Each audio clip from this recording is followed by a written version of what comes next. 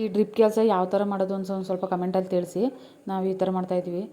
Hi, ಯಾರೆಲ್ಲ ಹೊಸ್ದಾಗಿ video ನೋಡ್ತಾಯಿರಿ like ಮಾಡಿ, ಶೇರ್ ಮಾಡಿ, ಕಮೆಂಟ್ ಮಾಡಿ, ಸಬ್ಸ್ಕ್ರೈಬ್ ಮಾಡ್ಕೊಂಡು ನನ್ನ ವೀಡಿಯೋ ಪೂರ್ತಿಯಾಗಿ ನೋಡಿ, ಎಲ್ಲೂ ಸ್ಕಿಪ್ ಮಾಡೋಕ್ಕೆ ಹೋಗಬೇಡಿ.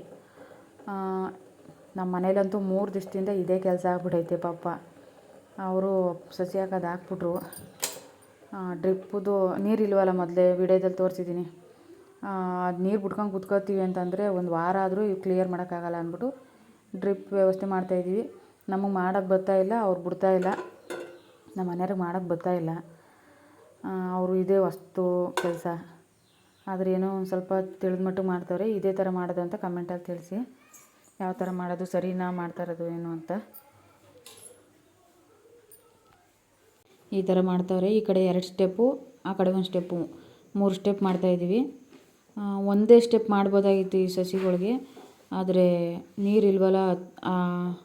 ಒಂದೇ ಸ್ಟೆಪ್ಪಲ್ಲಿ ದೂರ ಹೆವಿ ಬರೋಕ್ಕೆ ಆಗಲ್ಲ ಅಂದ್ಬಿಟ್ಟು 3 ಸ್ಟೆಪ್ ಮಾಡಿದ್ದೀವಿ. ಒಂದು ಕಡೆಗೆ ಆಫ್ ಮಾಡ್ಕೊಂಡ್ರೆ ಇನ್ನೊಂದು ಕಡೆಗೆ ಬಿಟ್ಕೋಬೋದಲ್ಲ ಅಂದ್ಬಿಟ್ಟು ಇದನ್ನೇ ನಾವು 3 ಭಾಗ ಮಾಡಿದ್ದೀವಿ. ಒಂದು ಆಫ್ ಮಾಡ್ಕೊಂಡ್ರೆ ಒಂದು ಪ್ರೆಷರಾಗಿ ಹೋಗುತ್ತೆ ಅಂತ.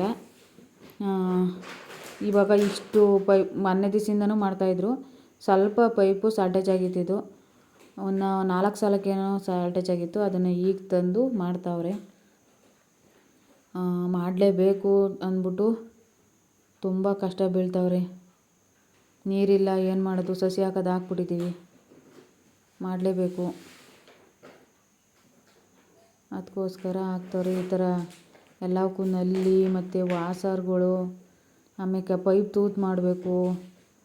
ಸಿಕ್ಕಾಪಟ್ಟೆ ಕೆಲಸ. ಈ ಕೆಲಸನೂ ಏನು ಸುಲಭ ಅಲ್ಲ, ಇದು ಕಷ್ಟನೇ ಕೆಲಸ. ಮಾಡ್ತಾವ್ರೆ ಎಲ್ಲನ ಹಾಕಿ ಪೈಪೆಲ್ಲ ಅಡ್ಜಸ್ಟ್ ಮಾಡಿ. ಡ್ರಿಪ್ ಈ ಥರ ಸಣ್ಣ ಪೈಪ್ ಎಳೆದು ಅದಕ್ಕೆ ನಲ್ಲಿ ಹಾಕಿ ತೂತು ಮಾಡಿ ಸಿಕ್ಕಾಪಟ್ಟೆ ಕೆಲಸ. ಅಲ್ಲಿಂದ ಅಲ್ಲಿ ತನಕನೂ ಐತೆ. 3 ಸ್ಟೆಪ್ ಮಾಡಿದ್ದೀವಿ. ನೀರು ಬಿಡೋಣ ಅಂತ ಅಂದ್ಬಿಟ್ಟು 3 ದಿವಸದಿಂದ ನೀರು ಬಿಡ್ತಾಯಿದ್ದೀವಿ. ನಾವು 1-2 ಸಾಲಕ್ಕೆ ತುಂಬ್ಸೋಕ್ಕಾಗಿಲ್ಲ ನೀರು. ನಮ್ಮ ಕಡೆ ಕರೆಂಟು ಈಗ 9 ಗಂಟೆಗೆ ಕೊಟ್ಟರು ಅಂದರೆ 12 ಗಂಟೆಗೆ ತೆಗಿತಾರೆ. ಆ ಥರ. ಅಲ್ಲಿಗೆ ಎಷ್ಟು ಅವರ್ ಆಯಿತು? 4 ಅವರ್ ಕರೆಂಟು, 3 ಅವರ್ ಕರೆಂಟು. ಅಲ್ಲಿಗೆ 2 ಸಾಲು ತುಂಬೋಕ್ಕಾಗಲಿಲ್ಲ. 2 ಸಾಲು ಕಂಪ್ಲೀಟ್ ಆಗಲಿಲ್ಲ. ಅದಕ್ಕೋಸ್ಕರ ಡ್ರಿಪ್ ಮಾಡ್ತಾಯಿರೋದು. ಡ್ರಿಪ್ ಮಾಡಿಬಿಟ್ಟು ಬಿಡೋಣ ಅಂತ ಬಂದರೆ ಇಲ್ಲಿ ಬೇರೆ ಪೈಪ್ ಹೊಡೆದೋಗುತ್ತೆ. ಅಲ್ಲೆಲ್ಲ ರೆಡಿ ಮಾಡ್ಕೊಂಡು ಬಂದು ಇಲ್ಲಿ ಹೊಡೆದೋಯ್ತು ಪೈಪು. ಈಗ ಇಲ್ಲಿ ರೆಡಿ ಮಾಡಬೇಕು. ಇಲ್ಲಿ ರೆಡಿ ಮಾಡಲಿಲ್ಲ ಅಂದರೆ ಮನೆಗೆ ನೀರು ಬರಲ್ಲ, ಹಸ್ಗಳಿಗೂ ನೀರಿರಲ್ಲ. ಇಲ್ಲಿ ರೆಡಿ ಮಾಡಬೇಕು. ಮಾಡ್ತಾವ್ರೆ ನಮ್ಮ ಮನೆಯವ್ರಿಗಂತೂ ಇದೇ ಕೆಲಸ ಆಗ್ಬಿಟ್ಟದೆ ಪಾಪ. ಅವ್ರಿಗಂತೂ ಸಾಕಾಗ್ಬಿಟ್ಟದೆ. ನೋಡಿ, ಅಲ್ಲಿ 2 ಸ್ಟೆಪ್ಪು, ಮೇಲ್ಗಡೆ 1 ಸ್ಟೆಪ್ಪು. ಈಗ ಇದನ್ನು ರೆಡಿ ಮಾಡೋದೇ ಇರೋದು. ಯಾಕೆಂದರೆ ಇದು JCB ತೆಗೆಸ್ಬಿಟ್ಟಿದ್ದು. ಇದು ಹಳ್ಳ ನಾವು ಹಾಕಿರೋದು, ಮತ್ತು ಅಡಿಕೆ ಸಸಿನ, ಮತ್ತು ನಾವಿರೋದು ಮೇಲೆ. ನೋಡಿ, ಈಗಲೇ ಇಷ್ಟು ಆಳ ತೆಗ್ದಿದ್ದೀವಿ. ಇನ್ನೂ ಆಳ ಐತೆ. ಇದು JCB ತೆಗ್ಸಿದ್ದು.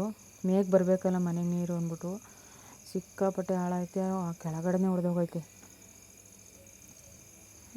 ತೆಗಿತಾವ್ರೆ. ಹಾಕ್ಲೇಬೇಕು ಇವತ್ತು. ಹಾಕ್ಬಿಟ್ಟು ನೀರು ಬಿಡಬೇಕು. ಸಸಿಗಳು ಎಲ್ಲ ಒಣಗ್ತೈತೆ. ಹಾಕಿದ ನೆಲಕ್ಕೆ ಹಾಕಿದ್ಮೇಲೆ ನೀರು ಬಿಡಬೇಕು. ನೀರೇ ಬಿಟ್ಟಿಲ್ಲ. 2 ಸಾಲು ತುಂಬಿರೋದು. ಪೈಪ್ ಹೊಡೆದಾಗ 2 ಸಾಲು ತುಂಬ್ಕೊಂಡವೆ. ಅಲ್ಲೆಲ್ಲ ರೆಡಿ ಮಾಡ್ಕೊಬಂದು ಇಲ್ಲೇ ಹಿಂಗಾಯಿತು.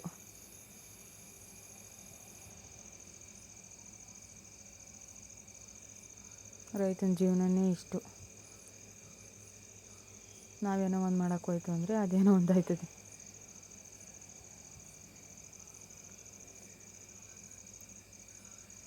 ಮೂರು 4 ದಿವಸ ಆಯಿತು ಪಾಪ. ಅವರು ಎಲ್ಲೂ ಕೆಲ್ಸಕ್ಕೆ ಹೋಗೇ ಇಲ್ಲ. ಇದೇ ಮಾಡ್ಕೊಂಡು ಕೂತವ್ರೆ. ಇನ್ನೂ ಆಗಿತ್ತವ್ರೆ ಸಿಗ್ತಾನೇ ಇಲ್ಲ ಪೈಪು.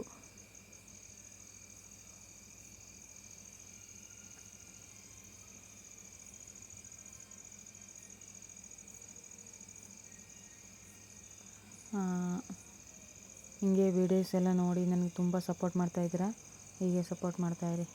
ನಮ್ಮವ್ವ ಶಿಸ್ವಾರದಿಂದ ಬತ್ತು ಟೀ ಕಾಯಿಸ್ಕೊಟ್ಟೆ. ಟೀ ಕುಡಿದ್ಬಿಟ್ಟು ಎಲೆ ಹಾಕಂತೈತೆ.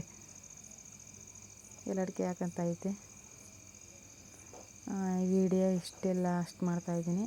ಕಂಟಿನ್ಯೂ ಮಾಡ್ತಾಯಿಲ್ಲ. ಲೈಕ್ ಮಾಡಿ. ಮುಂದಿನ ವೀಡಿಯೋದಲ್ಲಿ ಸಿಗ್ತೀನಿ.